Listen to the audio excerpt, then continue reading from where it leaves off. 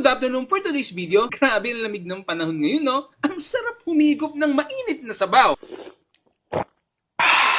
Sarap. Saktong-sakto may naalala akong Visayas dish nang bumisita kami sa Cebu. Sabaw pa lang mapapawi na ang pagod mo. Kaya naman naisipan kong magluto nitong balbakwa na saktong-sakto sa malamig na panahon. At ginamitan ko nga ito ng paa o pata ng baka tapos sinamahan pa ng balat ng baka. At pinakuluan ito ng matagal na oras kaya naman sobrang lambot nito. Halos natutunaw na nga sa bibig ko Kaya naman wag na natin patagalin pa. Sobrang excited na akong kumain nito. Simulan na muna natin magluto. So una ay ilagay muna natin ang mga paa o pata at balat sa kaserola, lagyan ng tubig at pakuluan ng 10 minuto. Pagkatapos ay itapon ng tubig at muli itong hugasan. At pagkatapos hugasan ibalik ulit natin ito sa kaserola, lagyan ng tanglad at pakuluan hanggang sa lumambot ito. At kami ay umabot ng 4 na oras.